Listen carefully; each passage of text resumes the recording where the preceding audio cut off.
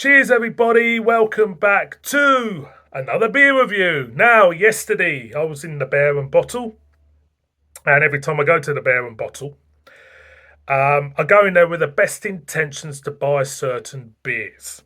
But every time I go in there, I end up walking out with something completely different. And so this beer he's had on the shelf for months, literally months. And every time I go to the shop, I'll say to myself, I've got to pick this up. I've got to pick this beer up. And every time I walk out with something different. But this time, yesterday, there was only one bottle of this left. So I had to kind of like cover my ears, not listen to him saying what he's got in new. And I just went for it. So we got a lambic. We got a vintage lambic. And this lambic is, hang on, pause.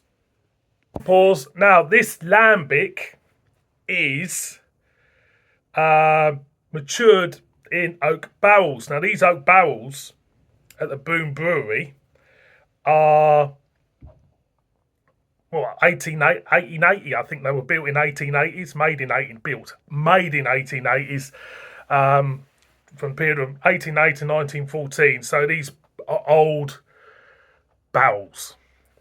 And we've got,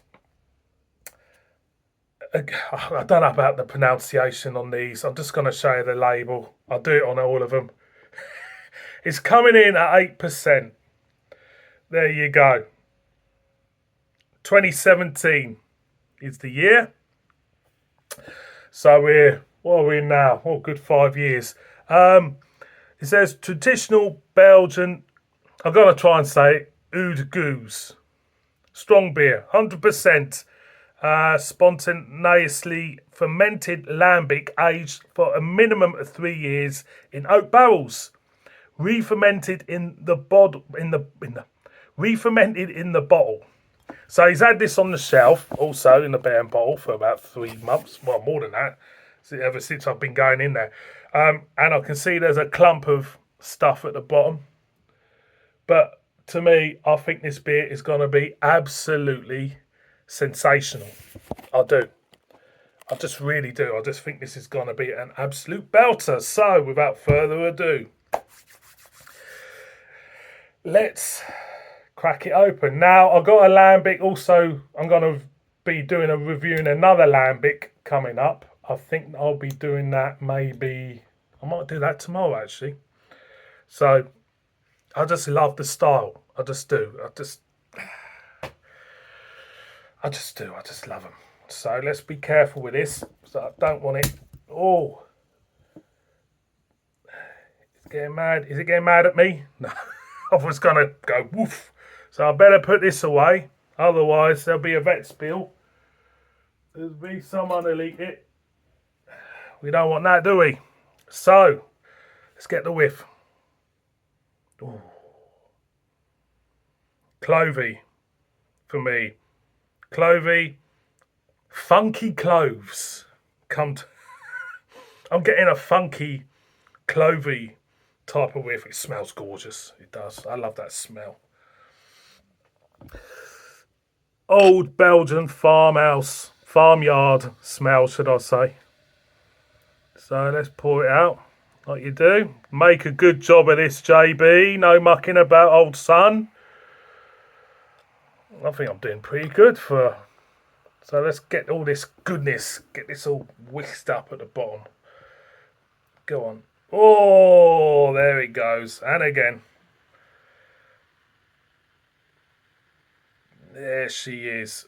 Beautiful. Beautiful. So stick her there like you do. Beer in a glass, as you can see. There is an absolute nut job going on in the carbonation. Look at that. It's like someone's chucked a Barocca in. We got a dissipating off-white head. Let's get the aroma. Yeah, clove. You do the essence of a sweet, woody sapness coming through. Very funky. It smells absolutely wonderful. I'm picking up a hint of vanilla as well. Only a hint, but it smells gorgeous. I'm going to go in. Cheers, everyone.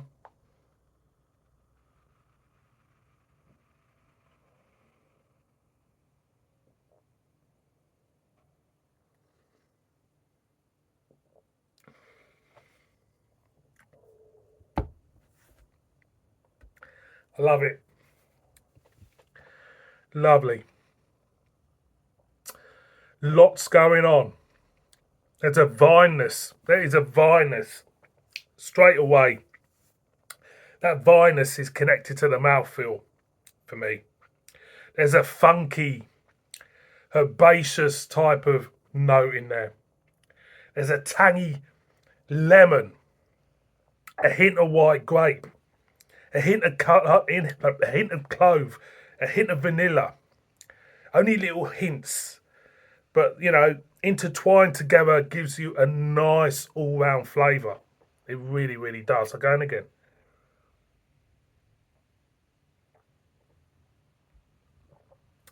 The body is light.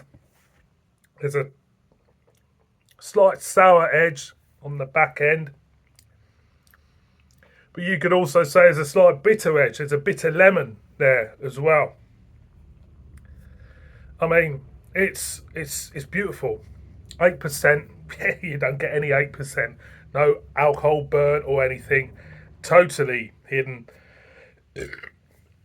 For me, these beers should be cherished. These beers should be cherished. These type of beers should be celebrated. But they're always overlooked because, they don't suit people's palates. And it's a big, big shame because I think they're absolutely gorgeous. I do. I can again.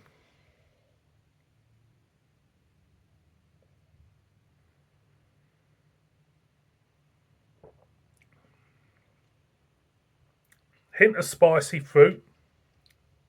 There's a hint of orange rind for me. There's a real tangy lemonness. But the overall taste, it's just fantastic. It really is. I can go on and go on about these style of beers, but I absolutely love them, and this is one of the best ones out there. It really is. So, boys and girls, shall I try to say no? I won't. That one there. Apparently, there's a cherry edition as well, which I'm going to try and pick up. It is absolutely wonderful. Highly, highly recommend it. If you haven't had a lambic, try one. Tell me what you think. Like I say, it's an acquired taste.